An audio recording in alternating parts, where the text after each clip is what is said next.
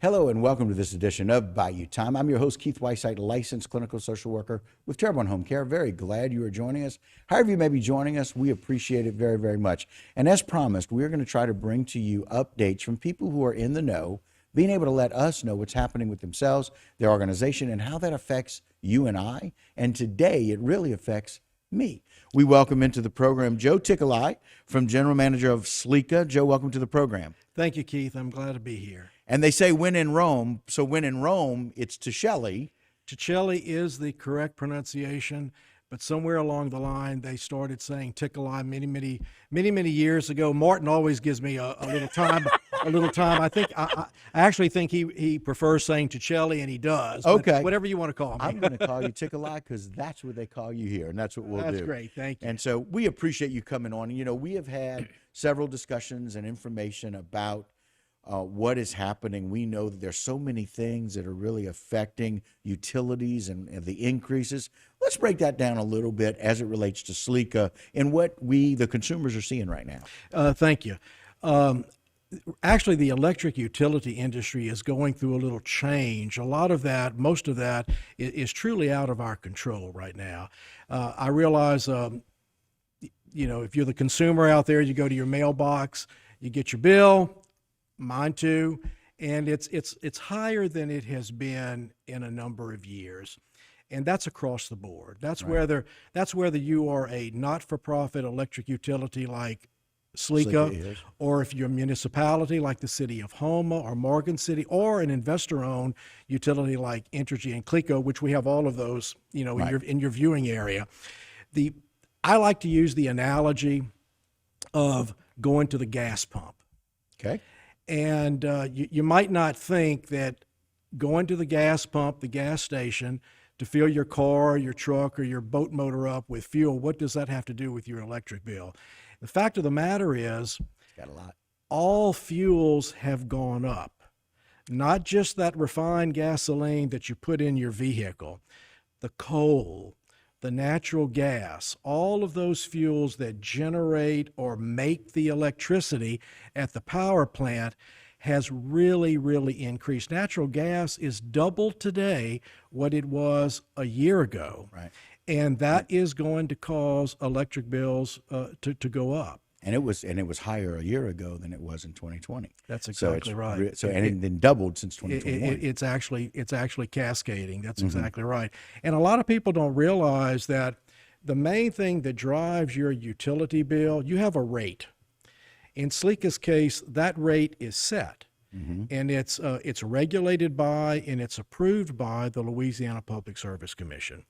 But when you throw in the cost of fuel, the cost of power in there, that's what really causes your monthly bill to fluctuate from one month to another. I mean, there's transmission charges, there's environmental fees, transportation costs. Those are pretty much all set in your contract with your wholesale power supplier. But the thing that fluctuates the most is the cost of power, and that is completely market driven. Natural gas prices fluctuate from 1 hour to the next. And the electric utilities, regardless of who you have, really have absolutely no control over that. And that's, unfortunately, a pass-through to you and me as consumers. Right.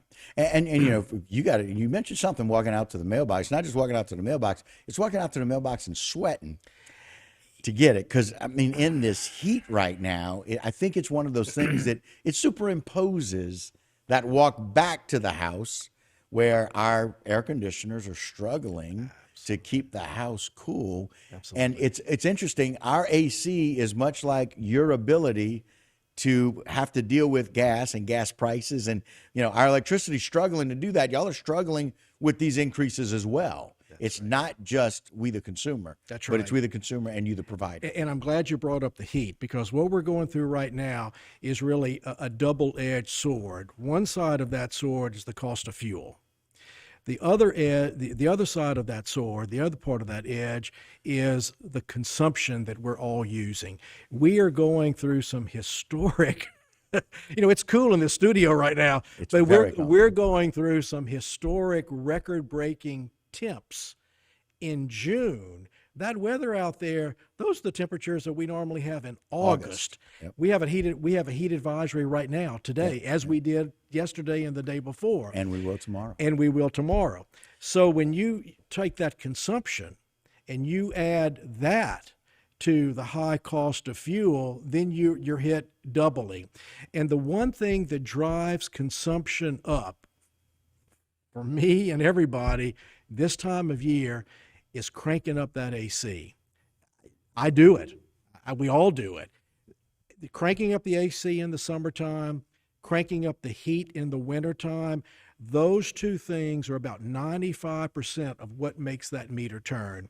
Your freezer, your refrigerator, hair dryer. Your hair for me anyway. The hair dryer, microwave, whatever, that is just minuscule compared to the AC. And we're going to crank that up. And when you crank that up, those meters turn, and that causes that. Consumption and fuel costs is what's really driving these high electric bills right now, unfortunately for everyone. If I could just put in a plug, as far as SLECA goes, even with that, we still have right now, as of now, we have the lowest rates of any of our local competitors in our area. And this month, we have the second lowest rates in the state. In the state. Somebody mentioned that to me already this morning. Okay, I'm glad. So somebody earlier today already mentioned that. So it's a really a good update. So Joe, we're going to take a short break, but when we come back, we're going to talk about maybe some of the things that are impacting SLECA like it did lots of people in the area. One of the things that I think people don't always realize is that as we've gone through this process of Ida and dealing with Ida, there are people that lost stuff, but SLECA and your building and your home base really took on a lot of damage. Y'all are reeling from Ida much like a lot of us. I was in our office building August 29th last year, and I heard a roar above me, and I thought it was a tornado. I've never been in a tornado, but I assumed it was. It was actually our roof peeling off and falling off on the side of the building. And we had to make a decision then. We had to make a decision whether we stay in the building, because I had 5 or 6 other employees there riding the storm out. We didn't know if the rest of the roof had been compromised. Do you stay in the building and hope that the rest of the roof doesn't fall on you, or do you run out in 155-mile-an-hour winds? Those are not good options. No. But we stayed in the building, and for the next 5.5 hours, literally hurricane, rain, and water swept through that building. And of course, the building is no longer. It's been demolished. We've actually bought some property on Valhalla, a very high piece of ground, and hopefully we'll be in that building in a couple of years. But it's going to be even higher, right? It's going to be even higher. If you go out there, you'll see a piece of property. It's 27 acres, and it's even built up higher than the street level. Right.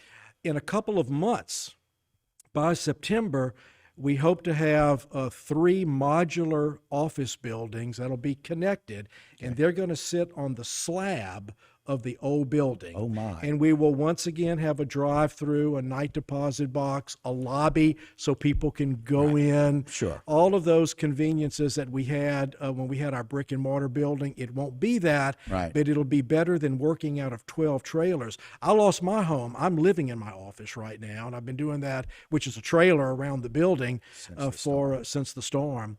But I wanted to touch on one thing, Keith, and that is the cost of this storm for SLECA and how that's affecting not only the co-op, but will affect our members temporarily, at least.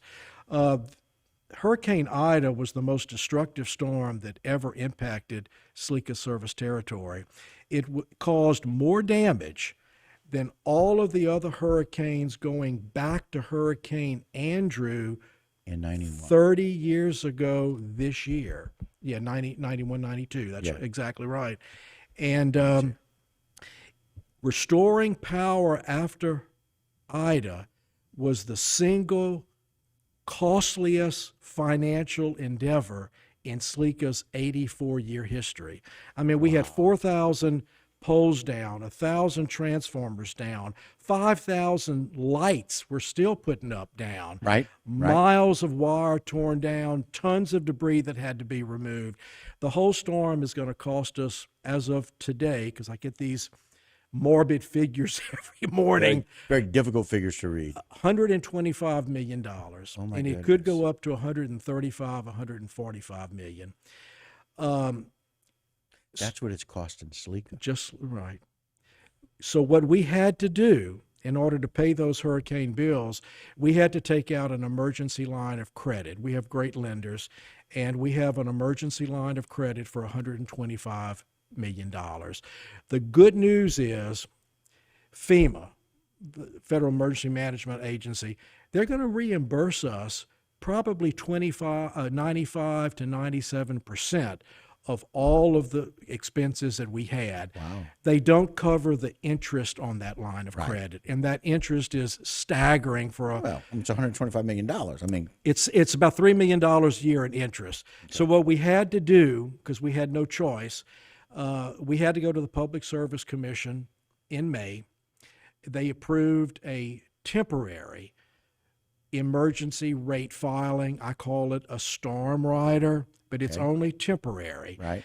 And that storm rider comes up to 6.92 mils. Okay. In layman's language, that means that on the July bills for June usage, a consumer using an average of 1,000 kilowatts a month, some use less, some use more, but on average, you're going to see your bill increase $6.92 per 1,000 kilowatts. Okay, I'm a consumer and I'm fine with that. I appreciate you saying that. Based on what we've learned. Appreciate that. And the other good news is, I want to add, is as those FEMA funds come in, those numbers will go down. That's applied to the principal of the line of credit. That goes down, the interest goes down, and your storm rider will go down. It's not permanent. That figure does not stay forever. It continually will go down as we file a report with the Public Service Commission each year.